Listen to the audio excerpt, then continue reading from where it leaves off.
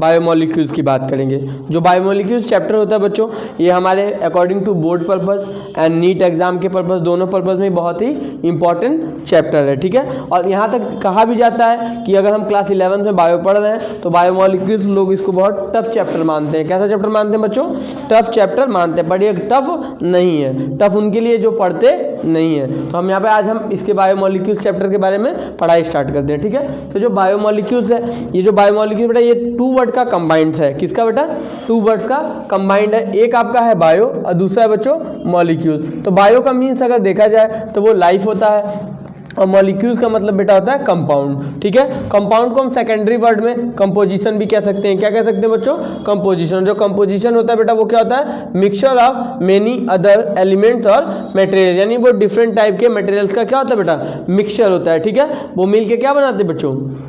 आपका कंपाउंड बनाते हैं, ठीक है। उसके बाद हम बात करते हैं, तो लाइफ जो होती है बेटा ये लिविंग बीइंग में होती है। किसमें होती है? Living being. तो अब लिविंग बीइंग क्या होते हैं बेटा? तो जो रेस्पिरेशन की प्रोसेस में इन्वॉल्व होते हैं, ट्रांसपोर्टेशन की प्रोसेस करते हैं बेटा, एक्सक्रीशन की प्रोसेस करते हैं और न्यूट्रिशन की प्रोसेस में वो इन्वॉल्व होते हैं, उन्हें हम लिविंग बीइंग कहते हैं। जैसे हम बात करते हैं यहाँ पे कि रेस्पिरेशन क्या है, तो रेस्पिरेशन में बेटा हम क्या कहते हैं? ऑक्सीजन को इंटेक करते हैं और कार्बन डाइऑक्साइड को रिमूव करते हैं, ठीक है।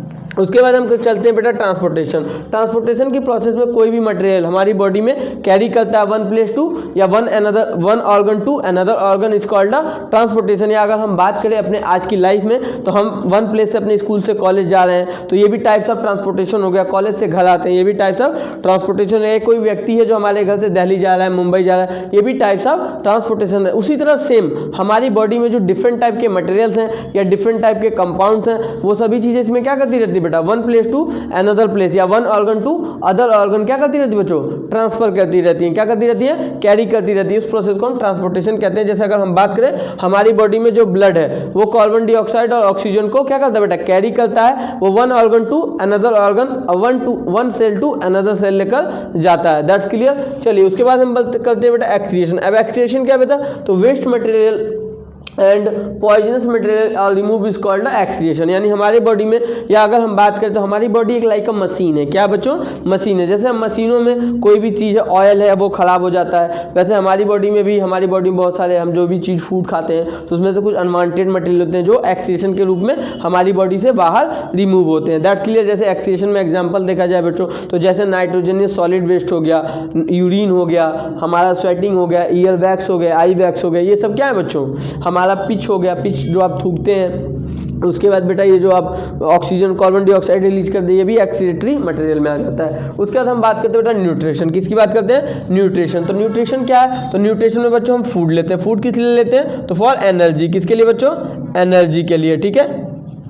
चलिए अब फूड में हम क्या क्या लेते हैं? तो फूड में बच्चों हम कार्बोहाइड्रेट लेते हैं, प्रोटीन्स लेते हैं, फैट्स लेते हैं, विटामिन्स लेते हैं, अदर मिनरल्स लेते हैं। अब कार्बोहाइड्रेट में हम बात करें तो कार्बोहाइड्रेट में हम स्टार्च, क्या बेटा?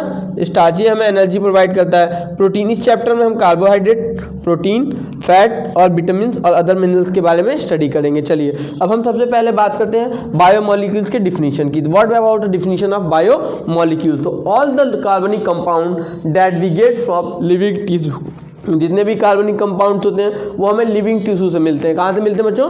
Living tissue. लिविंग टिश्यू वही है जो हम सब क्या है बेटा? एक लिविंग टिश्यू में आते हैं, हम सब सर्वाइव करते हैं। यानी कहने का मतलब है क्लास 10th में आपने भी पढ़ा था, हमने भी पढ़ा था chapter 4 carbon and its compound chemistry में, कि every animals and plant made by carbon compound. चलिए अब हम बात करते हैं कि कार्बन कंपाउंड, हम कैसे इस बात को मान लें कि सभी चीज़ें हैं जो वो किससे बनी हुई है बेटा? मॉलिक्यूल से बनी है। हम मॉलिक्यूल से बने हैं या आप मॉलिक्यूल से बने। इसको जानने के लिए सबसे पहले हम चलेंगे बेटा एंशिएंट टाइम में। कहाँ चलेंगे बच्चों?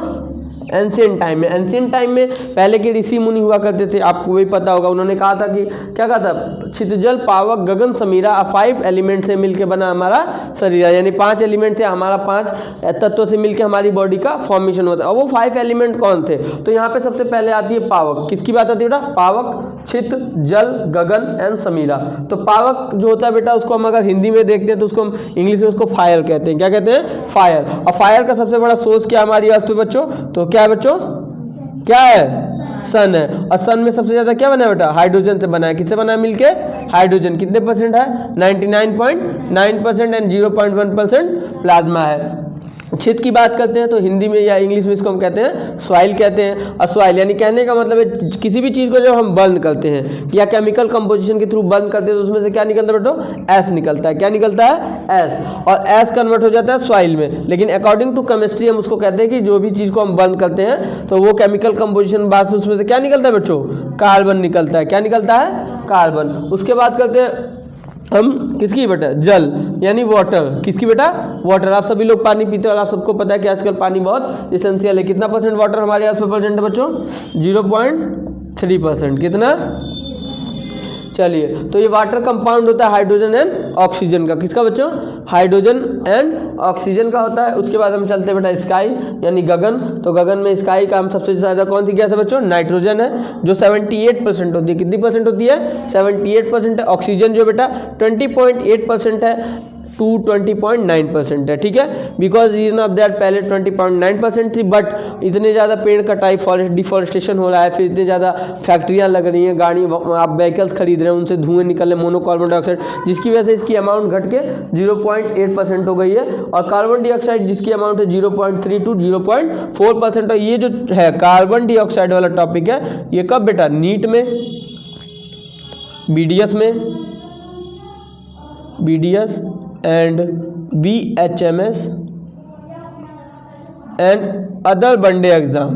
किसमें बेटा, अदर वनडे एग्जाम में इसको पूछा गया है। ठीक है, चलिए उसके बाद हम बात करते हैं, यानी हमें अकॉर्डिंग टू केमिस्ट्री 4 एलिमेंट मिल गए। कौन कौन से बच्चों, hydrogen, oxygen, carbon and nitrogen. कितने परसेंट होते हैं बेटा, ये 96.7% होते हैं। ठीक है, हमारी बॉडी इन 4 एलिमेंट से कितने परसेंट, हमारी जो बॉडी है पूरी होल ऑफ बॉडी, ये 96.7% जो है हाइड्रोजन, ऑक्सीजन, कार्बन और नाइट्रोजन एलिमेंट से बनी है। और जो 3.3% में बेटा वो कैल्शियम है, पोटेशियम है, फेरस है और अदर एलिमेंट्स हैं। दैट्स क्लियर बच्चों।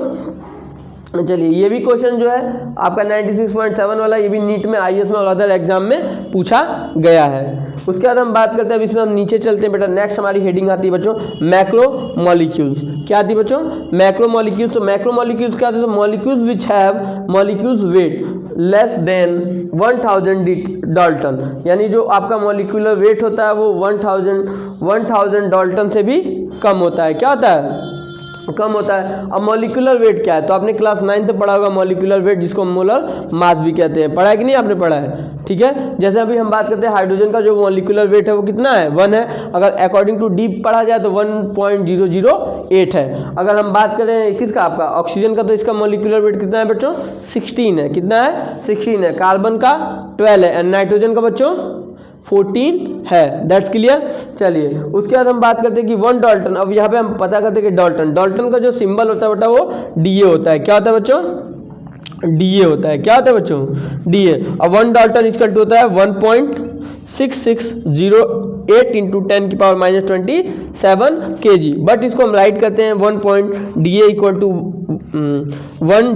टू 1.661 इसलिए आता है बेटा क्योंकि हमने पढ़ा था जब 3 से ज़्यादा नंबर हो जाते हैं तो हम उन सबको काउंट करके 1 मान लेते हैं। क्या मान लेते हैं, और उसको अगली मतलब पिछली नंबर में ऐड कर देते हैं। तो यहाँ 0 था तो जब हमने 1 मान के ऐड किया तो 1.661 हो गया इंटू 10 की पावर -27 kg हो गया।